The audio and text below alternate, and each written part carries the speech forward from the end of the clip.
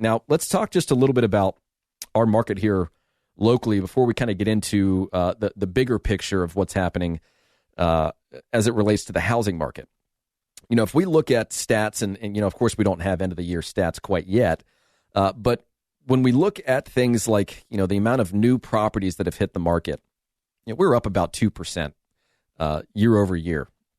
In fact, this time last year, in fact, at the end of the end of November last year, we had about 3,300 homes available for sale in the Charleston Tri-County area. Now we're sitting at around 1,700. It fluctuates, of course, on a daily basis, but we're sitting at around 1,700 homes available for sale at any given point in time. So that's down 50%. You know, we were at about 2 months supply of inventory, which is still very much so a seller's market, and we're under a month supply of inventory. Still, it's just a very hot seller's market. Now, of course, with supply and demand, if we look at pending sales, you know, new contracts written, we're up 6%.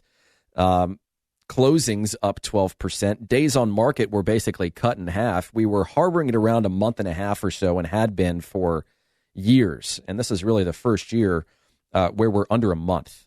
23 days as of last month was the average days on market for all properties in the Tri-County. And of course, these are just generalized numbers. If you look at individual markets and price ranges, some of them are selling in days and for more than 100% of asking price. Of course, the big story is pricing.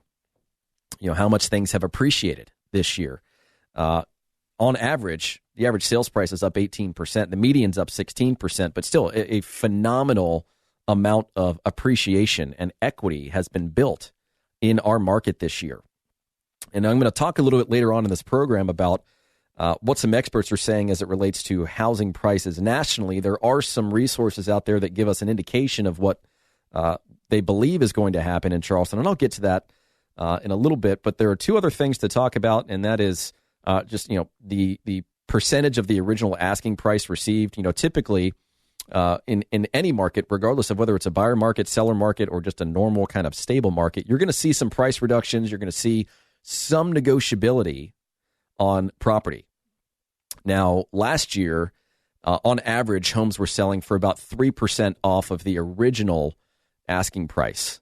This year, we're at 99.4%. Things are selling for extremely close to what properties are being priced at. Now, of course, those are averages. You're going to have plenty of properties that are being sold for above the asking price, and you're going to have plenty of sellers that, depending upon their strategy, decide to list high. And if there's ever a time to push the envelope from a pricing perspective, it's really right now. We've been doing it with a lot of sellers. We've had a lot of success. We've broken records in terms of price per square foot. You know, that $5.3 million home we just sold for $1 million more than anything that had ever sold in that neighborhood.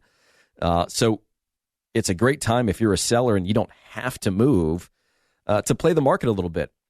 And there's differing opinions on whether doing things like price reductions puts a stigma on the property. Does it put blood in the water that then leads buyers to believe you're desperate to sell? No, not really, especially not in a market like this. But our market is going to remain strong next year. You know, if we talk about national news and then kind of relate that to us here in Charleston, like I've been saying, think of all the people that are moving to Charleston from other areas, not just of the country, but really of the world. I mean, we have buyers that we've worked with this year from Germany, from Poland, from South America. I mean, we are a beacon on the map that people are moving to. So I anticipate a very strong market here locally next year, but I do think things are, they're going to change. They're going to slow down a little bit. It might feel like things are coming to a halt. And there's some variables we don't know about yet. Omicron, we'll see what happens there. But I think one of the big things to talk about first is just the fact that America's inflation spikes have prompted the Federal Reserve to pick up the pace in kind of normalizing its pandemic era monetary policy. And on Wednesday of this week, the central bank said it's going to wrap up its stimulus package or stimulus program faster than it had originally announced. And its updated economic projections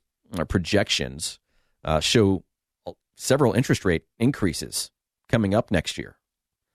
So the central bank, which first announced in November that it was tapering its monthly asset purchases, said this week that it's going to do that at a quicker pace than expected, and it's going to expect to be done by March of next year. Back in September, they expected a 0.3% increase in the central bank's benchmark interest rate.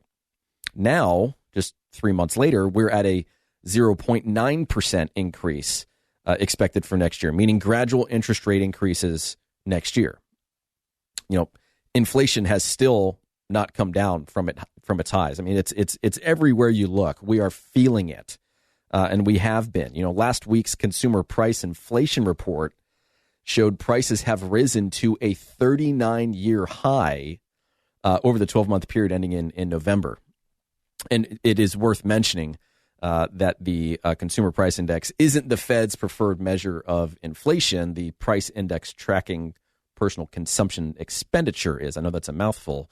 But so this has future impacts on supply and demand and affordability. So if you're thinking of buying a home in today's market, you're probably wondering how strong your investment will be. You might be asking yourself, if I buy a house right now, is it going to start losing value really soon, or will it continue to appreciate going forward? The good news is that according to experts, home prices aren't projected to decline. And we're going to take a quick break. We're going to talk about why. We're going to talk about what you can expect if you're a buyer in 2022. Of course, we'll talk about what you can expect if you're a seller next year. We'll even talk about the investment market. We've been very heavy in the investment market for years, well over a decade. We've got hundreds of investors closed in hundreds of investment properties. I own investment properties. So I'm going to speak to that as well. So stick around. This is the Brian Beatty Real Estate Show on the Big Talker, 1250 WTMA and WTMA.com. And remember, if you want to reach out to me and have a conversation about your plans for next year, you're thinking of making a move, I'd love the opportunity to earn your business. My number is 843-800-0065. That's 843-800-0065. Or you can always go online and look at our website, listingsincharleston.com. That's listingsincharleston.com. Or lastly, you can send me an email, brian@brianbeattyteam.com. Stick around, folks, for more of the Brian Beatty Real Estate Show right here on the Big Talker, 1250 WTMA and WTMA.com. Visit Brian Beatty's website at listingsincharleston.com. The Brian Beatty Real Estate Show continues next on the Big Talker, 1250 WTMA.